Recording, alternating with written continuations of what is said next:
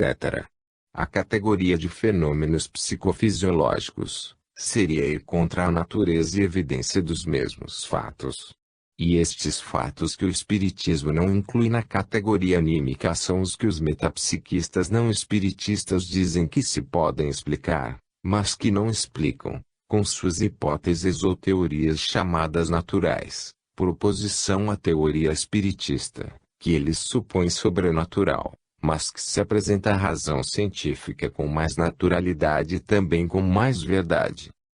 As mesmas objeções que fazem ao espiritismo os metapsiquistas modernos não espiritistas são as dos sábios espíritas no começo de suas experiências e investigações. Crookes, que também punha seus senões à tese espírita e aplicou a severa frase de Faraday à forma de raciocínio de alguns de seus partidários de que muitos cães poderiam chegar a conclusões mais lógicas, acabou dizendo que um homem pode ser um verdadeiro sábio e sem dúvida está de acordo com o professor de Morgan, quando este diz: fácil tem sido dar explicações naturais, mas até agora insuficientes, e por outra parte, subsiste a dificuldade de admitir a hipótese espírita, que é a mais satisfatória. Ver a força psíquica, de William Crookes. Objeções análogas fizeram o Dr. Otero Acevedo, sábio céptico, a quem a Kissakov chamou o Torquemada do Espiritismo, Flammarion, que duvidou durante 50 anos que os espíritos dos mortos interviessem nos fenômenos mediúnicos e que declinou logo seu cepticismo ante a evidência das provas post-mortem. Valley, Wallace, Hodgson, Barrett, Myers e mil outros que do animismo se passaram ao espiritismo. Lombroso foi talvez o sábio mais refratário à teoria espiritista. Depois de estudar os fatos que havia negado a priori, formulou sua famosa teoria psiquiátrica, com a qual quis explicar todos os fatos, teoria que foi demolida pela crítica científica. Logo, um estudo mais profundo e as provas que dele adquiriu, convenceram-no da verdade espírita e ele terminou buscando nas obras de Kardec a explicação de muitos fatos, que as hipóteses naturais não lhe haviam dado. Que sábio espiritista não passou pela fase do metapsiquismo antes de haver obtido um convencimento completo? Leia-se toda a literatura científica do espiritismo e se verá a resistência, a repugnância, melhor diríamos, que muitos sábios e pensadores espíritas sentiram por nossa doutrina, por crê-la uma de tantas religiões que enganam o mundo. É que o espiritismo não é coisa fácil de ser admitida, depois das afirmações do positivismo materialista impermeabilizando as almas para toda a noção espiritualista, especialmente para o sábio que, além dos seus prejuízos de escola e da responsabilidade de suas afirmações, tem muitas saídas na mente por onde escorrer os fatos, quando estes vêm lançar por terra teorias e afirmações preconcebidas.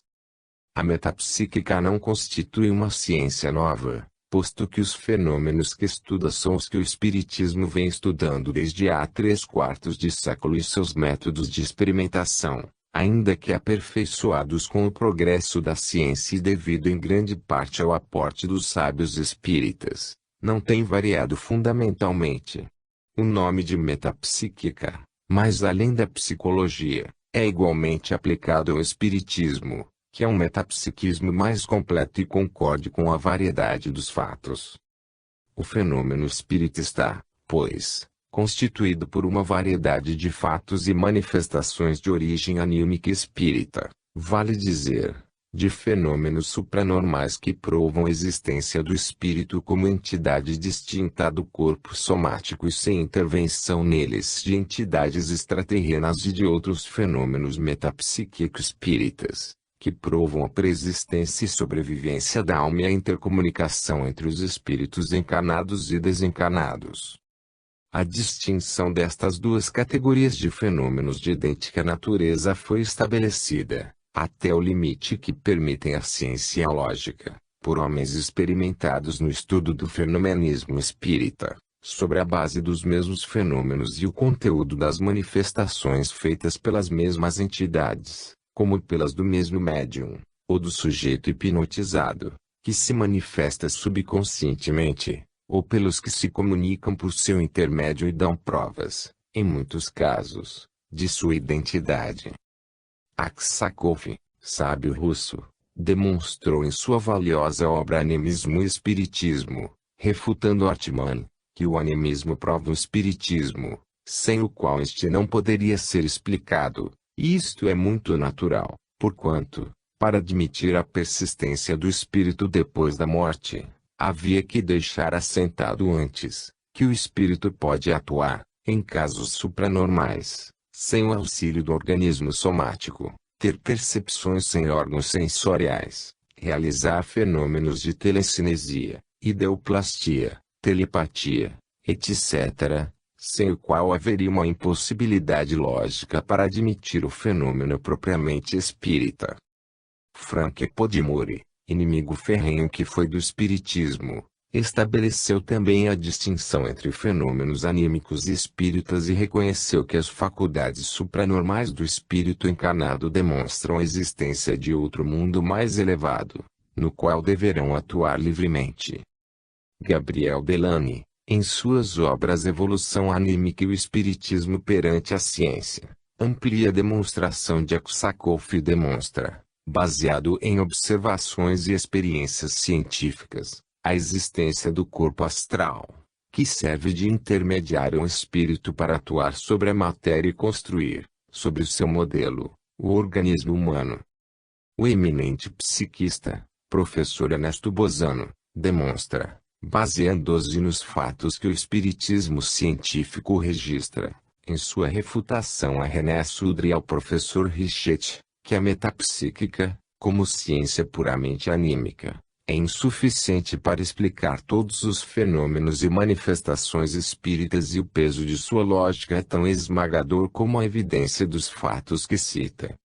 Por sua parte, Camille Flammarion, que dedicou quase toda a sua vida ao estudo do fenomenismo espírita, estabelece em sua magistral obra A Morte e seu Mistério, dentro de uma ordem lógica e rigorosamente científica, a conjugação e continuidade de todos esses fenômenos, que começam no mais rudimentar animismo e elevam-se até as manifestações espíritas mais comprobatórias e concludentes. Não obstante o peso dos fatos, da demonstração que estes implicam e dos argumentos que se aduzem em favor da tese espiritista, os metapsiquistas refratários ao espiritismo seguem gravitando entre a dúvida e a negação, entre o pode ser e o não ser, e em vez de sujeitar seus juízos aos fatos, sacrificam os fatos a seus conceitos, forçando-os a entrar ora no estreito marco das explicações anímicas, ora no círculo abstrato das hipóteses anti-espíritas, filhas da fantasia materialista, como, por exemplo, a da criptomnésia ou memória ancestral, para explicar alguns fenômenos de xenoglossia que não se encaixam no reduzido marco da explicação estritamente anímica, hipóteses que supõem um médium poliglota falando os idiomas de seus antepassados longínquos, adquiridos por herança fisiológica, ou dando a criptopsiquia, conjunto de faculdades ocultas do psiquismo, projeções fantásticas que fariam de um médium um ser onisciente, o qual, segundo esta hipótese, poderia captar a consciência ou a memória que, depois da morte de um ser, andaria, momentaneamente, como a fumaça desprendida da chama, flutuando no éter do espaço, como se a consciência e a memória pudessem conceber-se sem o eu espiritual, consciente por si só capaz de recordação. Sem dúvida, deve ser aos metapsiquistas o novo impulso que tomou o espiritismo e que muitos homens de ciência se tenham interessado por seu estudo, em particular o professor Richet, que com seu tratado de metapsíquica rompeu o hermetismo da Academia de Ciências de Paris e fez da metapsíquica uma ciência oficial, considerada hoje como um ramo das ciências naturais, assim como o grande psicólogo Friedrich Myers, com sua obra Personalidade Humana, e o Dr. Gustave Gelaycon do Inconsciente ao Consciente, levaram a teoria espiritista às aulas universitárias. A metapsíquica, como temos dito, é uma disciplina científica tão antiga como o espiritismo, posto que não é mais do que este em sua fase experimental. Nela há três correntes, uma que podemos chamar de vanguarda, por ser a mais revolucionária na ordem científica e a única perfeitamente definida, como é a corrente espírita, em cuja frente figuram os experimentadores mais eminentes, como Wallace, Crookes, Valley, de Morgan, Zorner, Podimori, Aksakov, Odgson, Barrett, Lodge, Flammarion, Lombroso, Broferio, Gelei, Bosano, etc. A outra é a corrente centrista, formada pelos sábios indecisos, que vacilam entre a dúvida e a crença, que não se atrevem a negar em absoluto a teoria espírita, nem se arriscam a afirmá-la, temerosos de equivocar-se e que, como ilustre Charles Richet, longe de negá-la, nela não creem suficientemente provada e dizem com ele que é necessário dotá-la de uma base sólida, constituída por fatos indiscutíveis, o que seria muito lógico, se esta base sólida não estivesse, como está, perfeitamente constituída.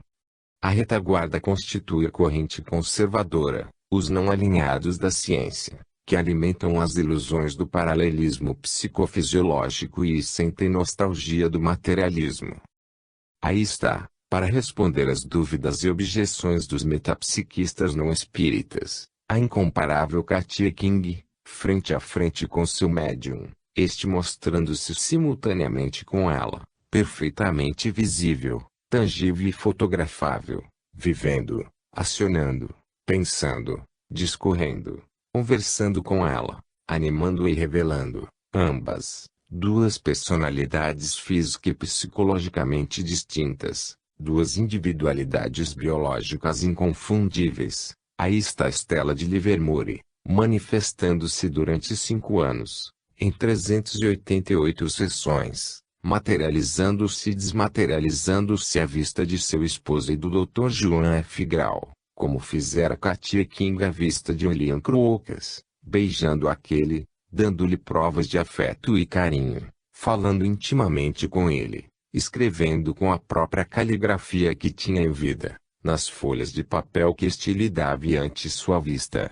Aí estão estas e outras mil manifestações de espíritos materializados desafiando a absurda hipótese da prosopopeia metagnomia que pretende, arbitrariamente, seja um produto fantasmal da ideia plasticizante do médium. Aí estão os fenômenos de correspondência cruzada, que descartam toda explicação não sofística, fundada em hipóteses anímicas, os de escrita automática e direta com a caligrafia própria do defunto, com suas ideias, suas opiniões e a modalidade própria de cada entidade manifestante, os de voz direta, que constituem, quando o fenômeno é autêntico, a prova mais formidável da comunicação espírita, os de xenoglossia, que, como os observados pelo juiz John W. Edmonds com sua filha Laura e obtido pelo médium Valentini por voz direta, citado por Dennis Bradley, não podem ser explicados pela hipótese metapsíquica de Flournoy e muito menos por revivescências ancestrais.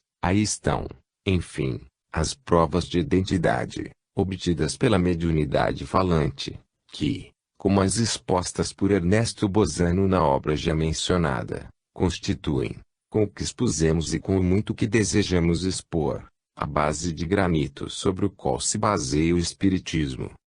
O Espiritismo se alça vigoroso e triunfante acima dos ataques e objeções que lhe dirigem seus inimigos, ergue-se como árvore frondosa, carregada de frutos promissores, frutos que a experiência abonou, que sazonou em quase um século de observação e de estudo e que hoje oferece à humanidade sofrida, como resultado de muitos sacrifícios e dissabores, não para adormecê-la no sono infecundo da quietude, como creem alguns, mas para estimulá-la com o atrativo da imortalidade, que leva em si mesmo a todos os nobres anseios da vida e do progresso continuado do espírito, através de vidas sucessivas, de existências sempre renovadas e sempre superadas. O Espiritismo é ciência filosófica e ao mesmo tempo filosofia científica, Ciência filosófica porque deduz conclusões dos fatos que examina, e filosofia científica porque repousa nos fatos da psicologia, da metapsíquica e da ciência em geral, e é também ciência integral e progressiva, porque referindo-se ao espírito humano, sujeito e objeto de seus estudos e sempre perfectível, à sua evolução, ao seu destino, às suas relações com a humanidade e com o universo, nele integre os conhecimentos. Sua filosofia é eminentemente dialética, sua concepção da vida, dinâmica, seu conceito da história, genético. Até meados do século passado, o Espiritismo não formou um corpo de doutrina. Os elementos desta ciência profunda do espírito, tanto no que se refere aos fenômenos como aos conceitos filosóficos, achavam-se dispersos por todos os povos da Terra e se encontram em todas as épocas da história misturados com as mais diversas crenças e práticas religiosas. As pessoas dotadas de faculdades mediúnicas foram consideradas ora como deuses ou adivinhos, ora como demoníacas, bruxos ou feiticeiros. As práticas foram de domínio esotérico das religiões e por isso, em alguns casos, conservam esse selo de misticismo e de superstição do qual o Espiritismo ainda não se tem podido desprender, não obstante os avanços da ciência e da crítica razoável. Os fenômenos foram aceitos sem classificação nem ordem, tomando-se as manifestações anímicas por revelações espíritas, ou estas por aquelas, e muitas vezes a charlatanice e a sofisticação, pela verdade. E não é estranho que haja, todavia, muitas pessoas que creiam firmemente que tudo que sai da boca de um médium é manifestação genuína do mais além.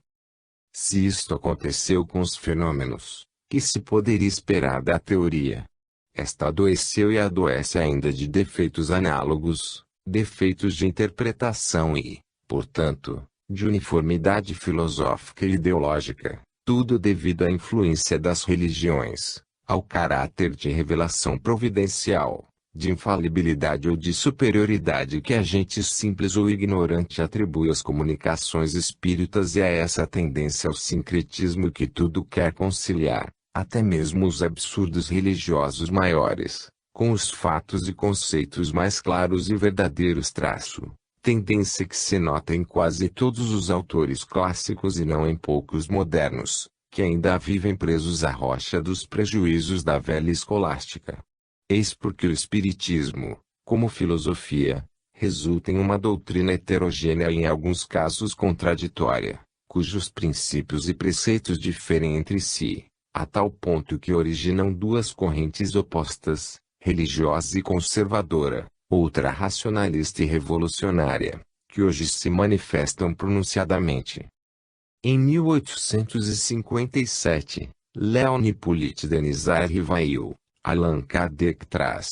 espírito observador e de uma penetração pouco comum, examinou, compilou e classificou os fatos, formulou a teoria e estabeleceu a nomenclatura espírita, criando um vocabulário com o qual expressou os fatos e os conceitos doutrinários que deles resultam. Mas a doutrina de Kardec e de seus colaboradores, mesmo sendo verdadeira em seus princípios fundamentais, não pôde ultrapassar os limites de sua época nem romper por completo com os moldes religiosos aos quais se ajustou. Kardec buscou conciliar o espiritismo, por um lado, com a ciência, por outro, com as religiões, usando métodos, procedimentos de lógica, formas de pensamento e de linguagem próprios dos dois.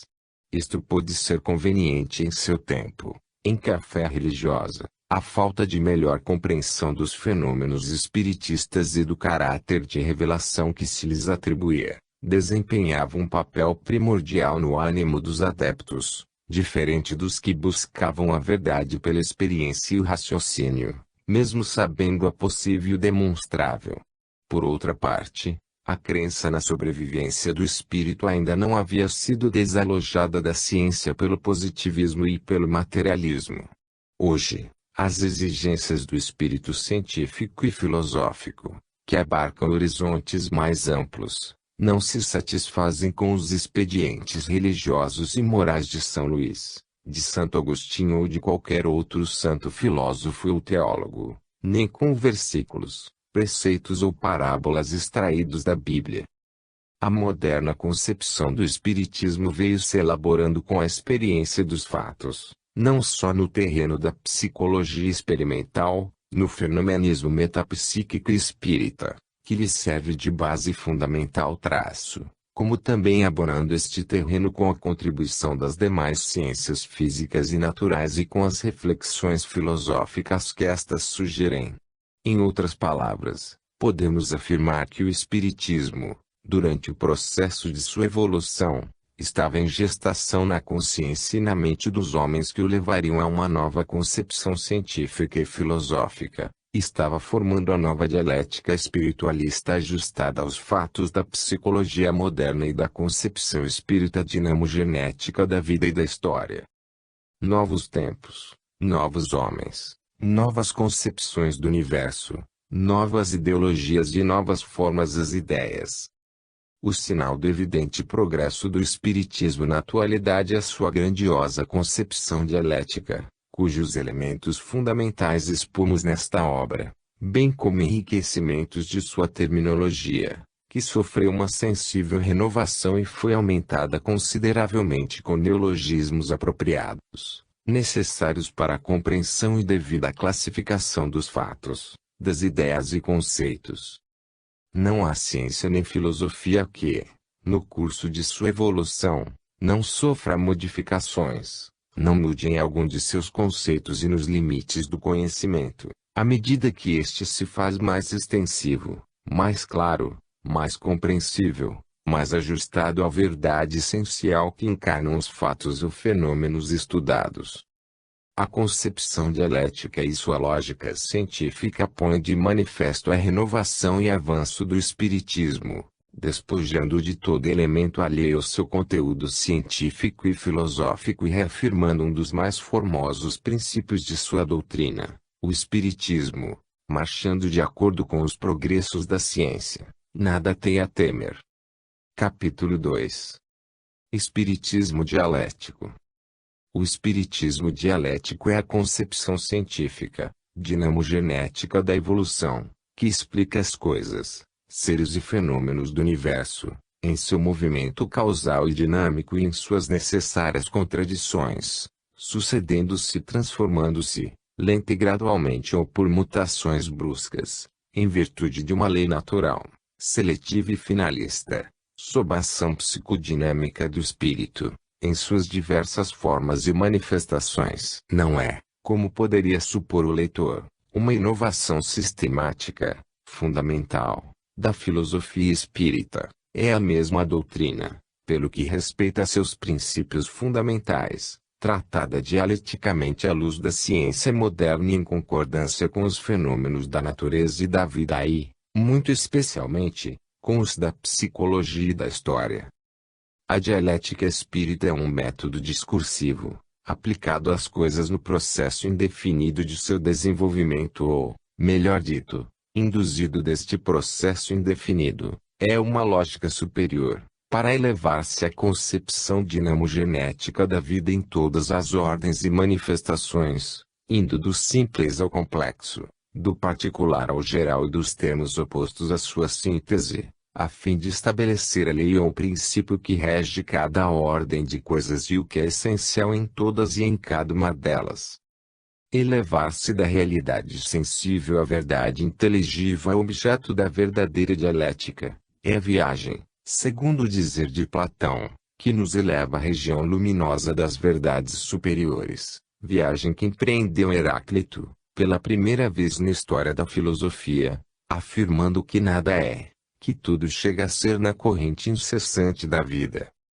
Ter um conceito dinamogenético do universo e da vida é pensar a evolução com um critério dialético, considerando as coisas, não no repouso em que se apresentam, mas em movimento, como na realidade estão, não em um lugar fixo do espaço, nem em um determinado momento do tempo, mas em um contínuo suceder, em um perpétuo câmbio de formas e de qualidades, sem jamais serem coisas perfeitas, é considerar os fatos da vida e da história, não isolados e sem conexão, mas em suas relações e em seu encadeamento causal. É ver nos indivíduos, não agentes desvinculados completamente uns dos outros, mas unidos por vínculos afetivos específicos, relacionados entre si pelo meio social e geográfico, por fatores externos, tanto de ordem material como espiritual. Não é crer que a sociedade, com seu determinismo econômico e histórico, marcha por um lado e o espírito humano com seu determinismo psicológico, com sua causalidade moral e espírita, por outro, sem engrenar este com aquela, nem aquela com este, mas considerar suas influências respectivas em uma constante reciprocidade de efeitos e causas, de ações e reações, de impulsos e resistências, de contradições que se resolvem no tempo, na luta constante de interesses e ideais, com o triunfo das tendências revolucionárias, individuais e, por afinidade, coletivas, que por lei da mesma evolução se apartam das tendências gerais e conservadoras. É crer enfim que, se no processo incessante da história, dentro do limite da existência humana, os indivíduos formam a sociedade, esta, por sua vez, forma os indivíduos e os sujeita às condições de vida estabelecidas, ainda que novas tendências e iniciativas individuais apontem mais tarde novos rumos à sociedade e modifiquem as condições existentes com o máximo de progresso alcançado. Esta concepção dinamogenética que o espiritismo dialético oferece e que consideramos do mais alto valor filosófico, para melhor compreensão da evolução e da vida, não forma, todavia, um sistema de doutrina completamente separado de elementos estranhos e contrários, em muitos casos, à sua verdadeira essência. Ela se deduz logicamente dos fatos e manifestações espíritas, tanto quanto dos fenômenos naturais e históricos. Os elementos doutrinários que a constituem encontram-se disseminados nas obras de seus mais ilustres mestres. O método dialético, mesmo com alguma diferença no modo de expressão, é que tem sido seguido pelos grandes filósofos espiritualistas, desde Sócrates e Platão até Hegel, e empregado por alguns autores espíritas, ainda que sem uniformidade de critério e sem a precisão e extensão devidas. Daí que o espiritismo se ressinta em seu valor filosófico e que sua interpretação doutrinária, no que concerne à evolução e ao modo em que esta se efetua, dá margem a opiniões diversas e contrapostas, a atitudes desde a mais revolucionária até a mais recalcitrante e conservadora, não obstante ser uma doutrina clara em seus postulados, quando estudado sem preconceitos. Se Alexandre Herzen pôde dizer, com razão, que a filosofia de Hegel, longe de ser conservadora, é a álgebra da revolução, se Marx e Engels, aproveitando-se do método dialético de Hegel, no sentido materialista, que, por ser assim, abrange um só aspecto da verdade, puderam dizer que a sua dialética é a álgebra prática que não se inclina diante de nada e é, por sua essência, crítica e revolucionária. Também podemos afirmar que o espiritismo, com seus fenômenos de uma realidade superior, demolidores de velhos preconceitos em todas as ordens da vida, com seu conceito palingenésico da evolução e sua moral dinâmica e perfectível, é profundamente mais revolucionário, posto que aprofunda o problema do ser e do destino e o aclara à luz dos fatos, assinalando ao espírito humano novas e mais prolongadas atividades, novos e mais dilatados horizontes a seus ideais, que não ficam truncados com as conquistas, muito justas, sem dúvida, econômicas e sociais, dentro do marco estreito da existência humana sobre o planeta que habita. A dialética espiritista neste caso vem a ser a álgebra superior, que ninguém poderá aprender definitivamente, mas que vai descobrindo novas equações, novos problemas, em progressão constante de vidas sucessivas, que produz uma revolução mais profunda e de mais vastas projeções, que abrange o espírito e a matéria, sem reduzi-los a termos unitários, como fazem respectivamente o idealismo e o materialismo, em uma síntese geral, considerando-se estreitamente unidos e necessários para todas as manifestações da vida e do pensamento. Poucas pessoas ignoram o que é o espiritismo em sua essência vulgar e simplista, mas é escassíssimo o número dos que têm estudado a causa dos fatos e dos princípios filosóficos que eles encerram, arrastando pela borda o pesado lastro de preconceitos que nele infiltraram as religiões positivas. Empregado o espiritismo para resolver somente problemas metafísicos, próprios da velha escolástica, apenas a investigação do mais além, preso à velha moral das religiões, que ensina a respeitar falsos direitos e privilégios injustos, como coisas absolutamente necessárias e conformes à justiça divina e à causalidade moral de cada ser, perde seu caráter de ciência integral e progressiva, e em vez de ser um ideal humano, propulsor do progresso e das causas nobres, aberto a toda iniciativa de bem-estar social, a toda a tendência renovadora e libertária, torna-se, em mãos de espíritos mesquinhos, uma doutrina atrasada e conservadora, uma arma formidável para esmagar consciências e conter todo o impulso generoso que tenda a estabelecer um novo regime social, mais justo e conforme com as exigências do progresso. Para despojar o espiritismo das influências conservadoras, dos preconceitos retrógrados que o desvirtuam e lhe tiram o vigor como força social, como ideologia chamada a influir na marcha ascendente da humanidade, nada melhor do que abrir o livro da natureza e o da história e interpretar suas lições à luz da ciência moderna e das manifestações espíritas. Neles aprenderemos melhor que nos livros dos filósofos a verdadeira dialética dos fatos e conheceremos o valor dos fatores que os produzem e determinam e formaremos nosso conceito espírita dinamogenético da evolução, biológico e histórico. Assim saberemos, ao final, como o espiritismo deve orientar a conduta dos homens para que as consciências se fortifiquem frente aos fatos que a vida oferece em suas múltiplas e variadas manifestações. Capítulo 3. Conceito dinamogenético da vida.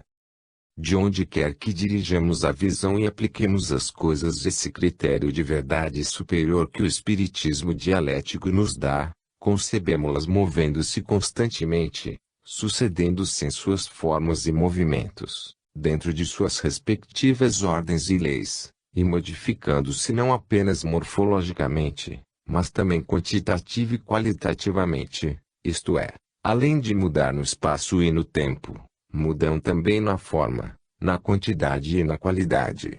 Ampliando-se esse critério de verdade superior, não concebemos qualquer fato isolado e descontínuo, nenhum movimento que não corresponda a outro movimento, nenhum efeito sem causa que, por sua vez, não se converta em causa de outro efeito e assim sucessivamente. Contemplamos o céu estrelado e tudo nele aparenta quietude. Sempre aparecem diante de nossa vista a mesma paisagem estelar, as mesmas estrelas, constelações, as figuras astronômicas na posição de sempre, salvo detalhes apenas apreciáveis observação vulgar, e, sem dúvida, essas estrelas, esses astros, aparentemente solitários e agrupados, atravessam o espaço em vertiginosa corrida, com velocidades assombrosas em 1000 diferentes direções, atraídos uns pelos outros, encadeados em seus respectivos sistemas e estes sistemas entre si, exercendo influências uns sobre os outros e obedecendo todos à misteriosa lei da gravitação universal. A mesma Terra em que vivemos parece estável, imóvel e, sem dúvida, move-se com 12 diferentes movimentos, a parte do movimento de rotação, que a faz girar sobre seu eixo com a velocidade inapreciável de 1667 km por hora, e do movimento anual ao redor do Sol que, como é sabido, se efetua à razão de 107.000 km por hora. Mas o Sol tampouco permanece imóvel, pois arrasta todo o seu sistema e corre pelo espaço com uma velocidade muito maior, atraído por outro foco de luz e de vida que o mantém em torno de si que, por sua vez e em virtude do dinamismo universal, não pode conceber-se imóvel, mas obedecendo à mesma lei de gravitação. A Terra, a parte de suas convulsões internas e de seus movimentos sísmicos, contrai-se e dilata-se, formando as chamadas marés da correnteza terrestre, que levanta o solo a uma altura de 30 centímetros 2 vezes por dia. Os astros seguem o processo de sua gênese e de seu desenvolvimento, desde a condensação de suas nebulosas, até a solidificação e redução, desde que nascem até que morrem e se desagregam no espaço para formar novos corpos celestes. E todo esse movimento é mudança, transformação, determinismo. O movimento, diz Camille Flammarion, sustenta o equilíbrio do universo e constitui sua organização, sua energia e sua vida. A luz que nos ilumina durante o dia parece imóvel e, sem dúvida, suas vibrações etéreas atravessam o espaço e nele se expandem com a velocidade apenas concebível de 300.000 km por segundo. O espaço está povoado de mananciais de luz, de energia e de vida. Nada há nele quieto, nada estático, a não ser a aparente mobilidade que resulta dos diversos movimentos e equilíbrio. Todos os corpos estelares estão em constante radioatividade. O Sol e os demais astros emitem continuamente radiações cósmicas, magnéticas, elétricas e vitais. Significa também que, deste ponto de vista, estão em perpétua mudança, em perpétua transformação de seus elementos constitutivos. O espaço, que parece vazio, inerte e silencioso, está pleno de radiações, de ondulações e sonoridades imperceptíveis. É a fonte etérea de onde emanam e de onde se reintegram toda a energia e todo o movimento, donde se fundem todos os arquétipos da vida material e retornam para refundir-se e logo transformar-se, sob a ação psicodinâmica do espírito, de onde o pensamento criador, o eterno realizador, constrói, sem descanso, a gênese de sua obra inacabável e sempre perfectível. Se descemos a terra vemos que enquanto esta se move no espaço, nós, como os demais seres do reino animal, nos movemos em sua superfície, ao mesmo tempo que em nosso organismo se movem milhões de micróbios que nadam no sangue, enquanto este corre nas veias e se renova incessantemente. Daí que, por efêmera que seja a vida desses micróbios, não se movem nem se nutrem eles sempre no mesmo sangue. Assim como nós não respiramos sempre o mesmo ar, nem permanecemos no mesmo lugar, nem pisamos 2 vezes exatamente no mesmo solo, assim como a Terra, na infinita espiral que descreve ao redor do Sol, não passa jamais pelo mesmo lugar do espaço. Da mesma forma que não vemos sempre com auxílio da mesma luz, tampouco vemos sempre com auxílio dos mesmos olhos nem pensamos continuamente com o mesmo cérebro. Nosso organismo muda perpetuamente, como disse o genial autor de Urânia, uma chama que se consome e se renova constantemente, um rio em cuja margem vai alguém sentar-se crendo ver sempre a mesma água, a qual a corrente perpétua das coisas leva água constantemente renovada. Cada glóbulo do nosso sangue é um mundo, e temos 5 milhões deles por milímetro cúbico.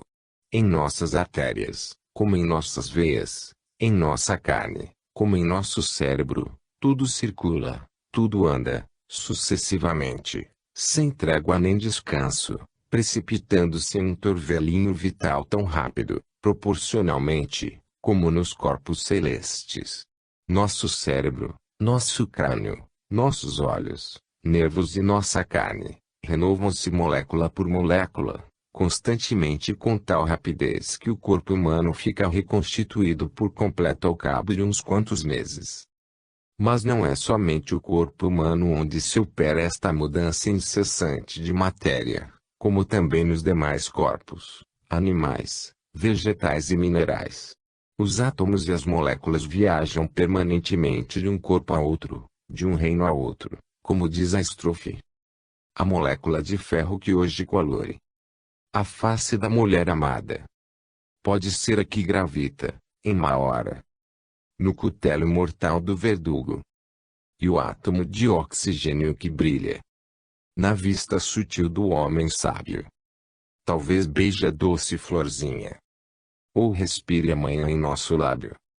Tudo é circulação e movimento, movimento encadeado em outros movimentos.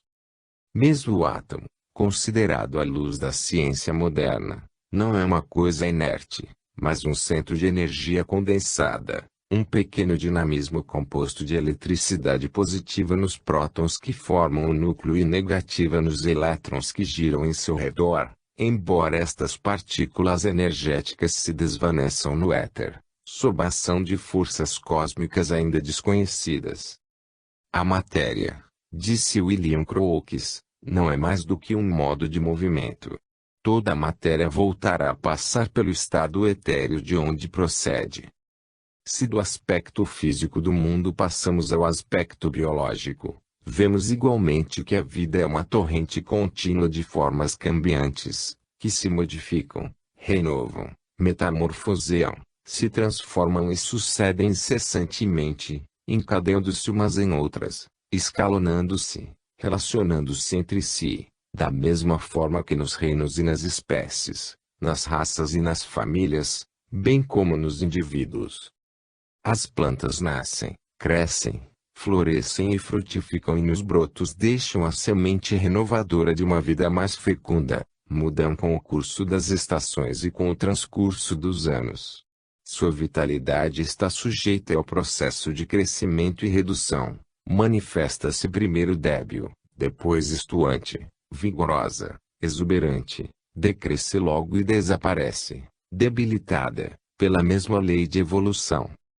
Os animais estão sujeitos a um processo análogo de renovação e mudança, sucedem-se uns em outros, modificando-se sem cessar e tendendo, consciente ou inconscientemente, à mais alta perfeição. E desde o protoplasma ao ser unicelular, desde a célula, dentro de oscilações e radiações biológicas, até o homem, centro das mais complexas atividades psicodinâmicas. Tudo é movimento, mudança, transformação, tendência e perfectibilidade. Pode-se dizer, sem paradoxo, que biologicamente não há ser acabado, a vida é una em sua essência, ainda que múltipla, variada e indefinida em suas formas. Mesmo o homem, em seu modo de ser espiritual e moral, em seus gostos, inclinações, em suas crenças e opiniões e até em seu caráter e, em muitos casos, em seus afetos, muda constantemente. Nasce para a vida e, apenas sua sensibilidade, vontade e inteligência entram em contato com o mundo, seus gostos, inclinações e desejos começam a modificar-se, e, ainda que sua individualidade seja sempre a mesma, a personalidade muda insensivelmente e se transforma sem cessar. Quando criança, tudo nele é motivo de alegria, de entretenimentos inocentes, de boliço e de travessuras, e salvo, naturalmente, as exceções, corre atrás das mariposas, dos pássaros, destrói os ninhos, desfolha as flores, quebra os brinquedos que um instante antes lhe deram distração e prazer e sonha com as quimeras próprias de sua idade. Quando jovem, são as fortes paixões que o dominam, as borboletas, os pássaros, os ninhos e as flores são substituídos por outras preocupações mais sérias, mais graves, mais íntimas. O amor fere seu ardente coração e a vida se orienta em direção a outro objetivo. O sentimento e a vontade se submetem a um novo ideal. Os jogos infantis trocam-se por obrigações, a distração inocente pelo estudo, o trabalho e as exigências da vida. Quando o homem, outras preocupações, outros objetivos, outros propósitos, outras paixões e gostos, novos afetos, novas e mais sólidas crenças, novas ilusões ou desilusões, penas, sofrimentos, reveses, desenganos, a experiência da vida, em suma, mudam-no profundamente e modificam sua personalidade. Cada um de nós, diz Rodó, em Motivos de Proteu, é, sucessivamente não um, mas muitos. E estas personalidades sucessivas, que emergem umas das outras, costumam apresentar entre os seus mais raros e assombrosos contrastes. E lembra como Saint-Beuve significava a impressão que tais metamorfoses psíquicas do tempo produzem em quem não tenha sido espectador de suas fases relativas, recordando o sentimento que experimentamos ante o retrato de Dante, cuja doçura, quase jovial, é viva antítese do gesto amargo e terrível com que o gibelino luta no momento da glória, ou ante o retrato de Voltaire dos 40 anos, com seu olhar de bondade e ternura, que nos revela um mundo íntimo, logo esfriado pela malícia senil do demolidor.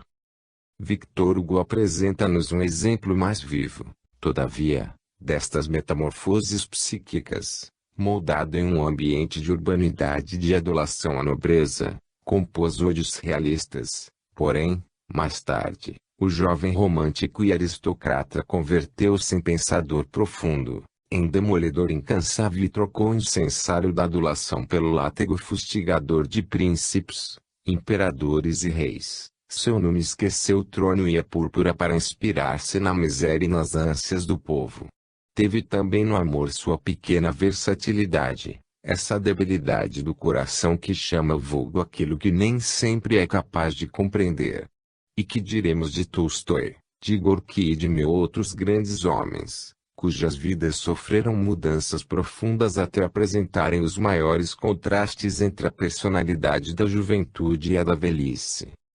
Estamos muito longe da perfeição, disse Olivier Lodi de Traço, e cada um de nós é, individualmente, um artigo inacabado. O homem, acrescenta, é inegavelmente um ser imperfeito e está, ainda, em desenvolvimento, mas não deve perder-se de vista que partimos da ideia de que a criação é uma operação contínua, perpetuamente em curso, em movimento, exigindo tempo para chegar à madureza da qual todas as coisas aspiram a um fim designado e de antemão desejado. A história da Terra e a história da humanidade estão igualmente sujeitas a um processo contínuo de movimento e de transformação, a um perpétuo vir a ser, sem alcançar jamais formas e perfeições definidas. O panorama cinemático do mundo, sua configuração, flora, fauna, sua população, etc., apresenta aspectos variados, mutantes, móveis, completando-se uns aos outros, relacionando-se entre si e sucedendo-se no curso dos séculos. A Terra reduz-se em volume e muda constantemente na superfície, sua geografia física, como sua geografia política e etnográfica, sofreram modificações profundas. A legendária Atlântida e, sem dúvida, muitos povos e regiões da antiguidade, foram sepultados nas entranhas do mar, cobertos por aluviões ou ocupados paulatinamente pelo avanço das marés. As ilhas da Grã-Bretanha são as partes salientes de uma base continental submergida no oceano, enquanto Córcega e Sardenha foram parte integrante do continente europeu, quando a Sicília,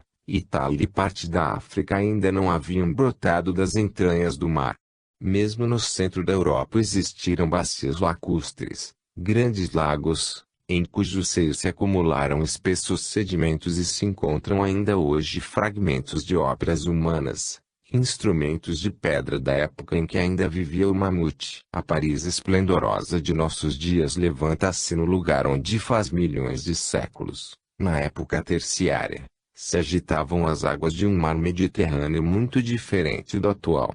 Mais tarde, mudou a configuração geográfica. As águas se retiraram e aquela parte da terra onde hoje se levanta a capital da França e atualmente oculta a passagem de Calais ficaram descobertas, podendo-se ir por terra de Paris a Londres, assim como antes de existir, tal como é hoje, o Estreito de Bering podia-se passar da Ásia para a América.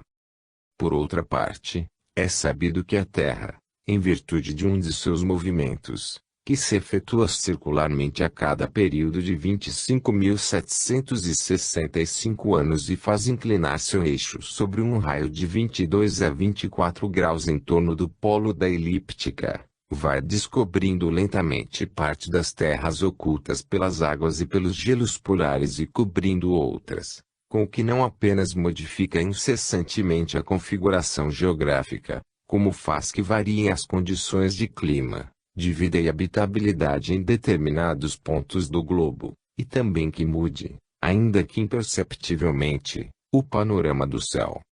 Todas as mudanças e transformações terrestres no suceder dos tempos trazem suas consequentes metamorfoses na vida vegetal e animal. Que diferença profunda entre a flora frondosa de nossas selvas e bosques, entre a delicada vegetação de nossos hortos e jardins, com a variedade infinita de árvores e arbustos, de copiosos pomares, de flores delicadas, de cores e matizes variadíssimos, de perfumes embriagadores, de frutos fragrantes e saborosos, comparada com a flora primitiva, sem folhas e flores, cuja série começa nas algas e fungos, mais tarde passa para os cogumelos gigantescos, fetos arborescentes, etc., vegetação grosseira e de monstruosa corpulência. Eis a razão pela qual Maeterlinck não tivesse encontrado naquela flora primitiva, nem das épocas posteriores, a sensibilidade à inteligência das flores,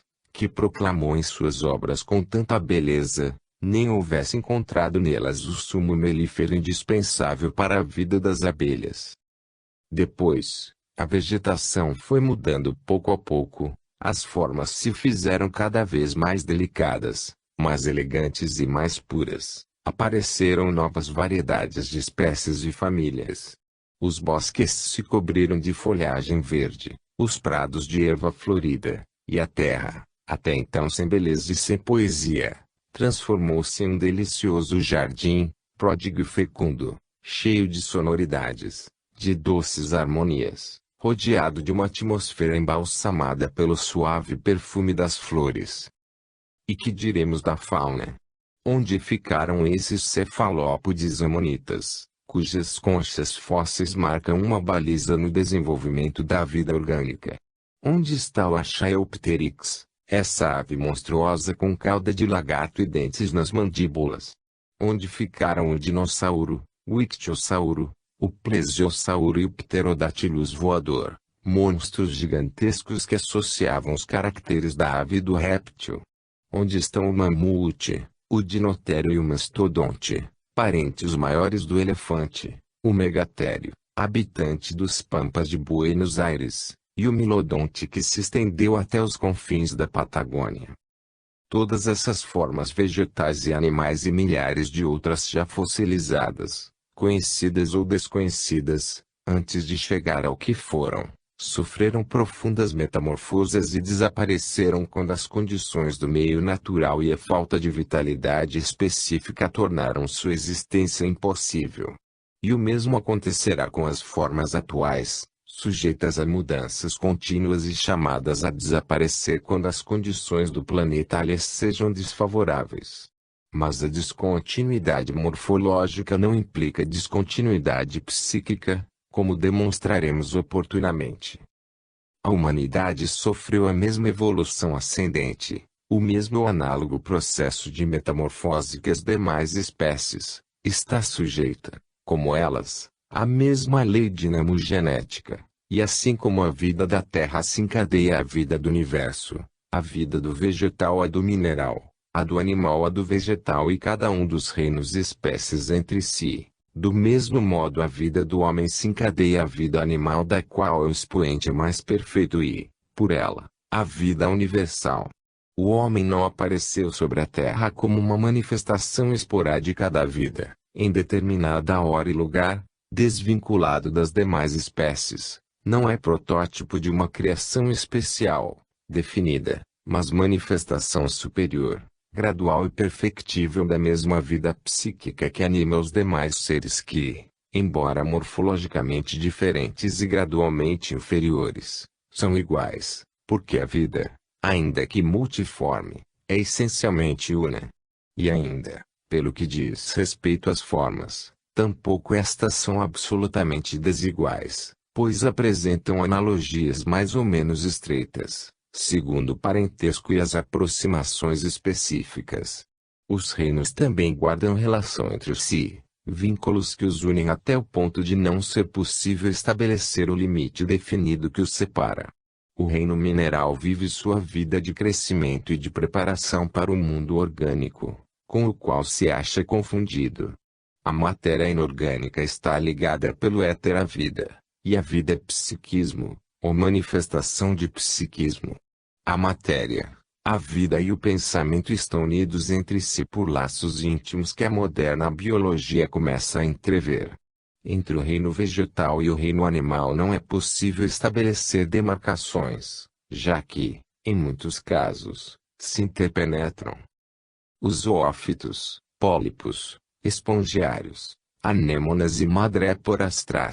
têm aspectos de vegetais e animais e, embora a biologia os tenha catalogado no reino animal, definitivamente não pertencem a qualquer dos dois reinos ou podem ser catalogados em ambos.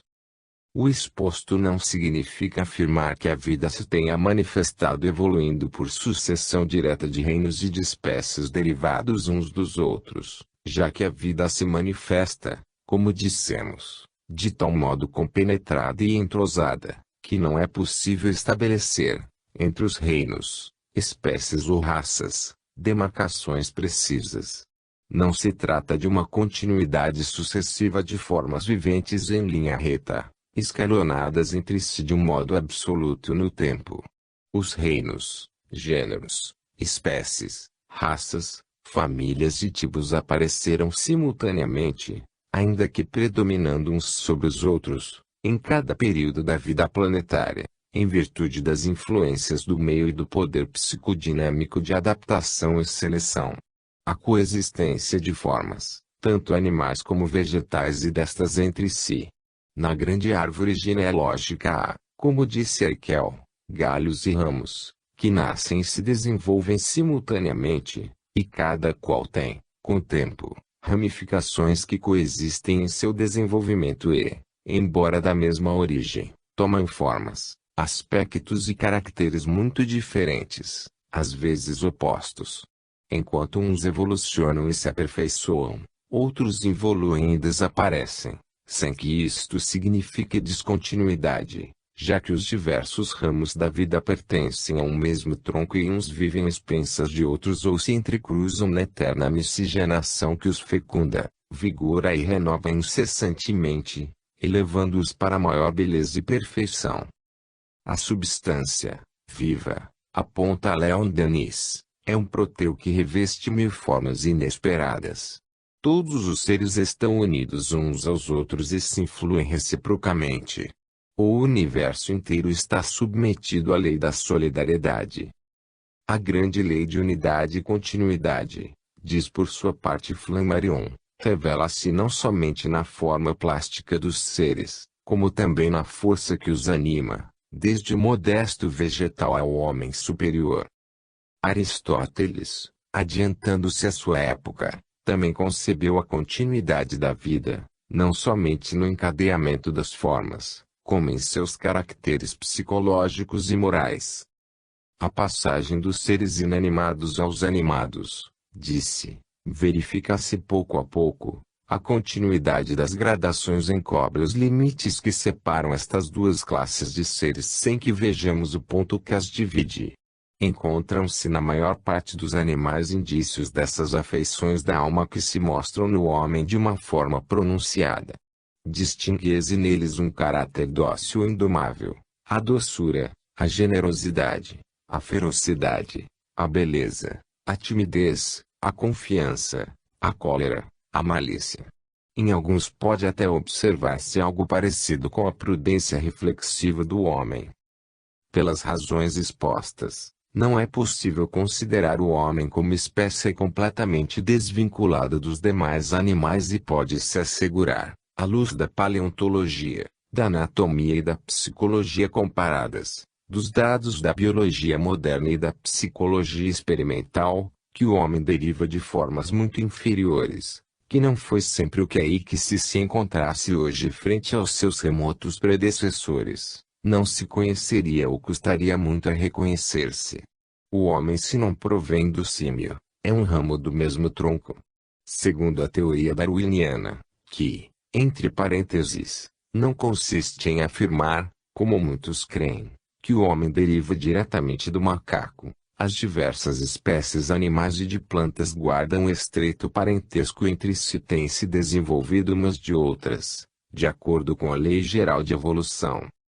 Por outra parte, afirma Leon Denis Traço, é evidente que, ao ver o estado rudimentar de certas raças,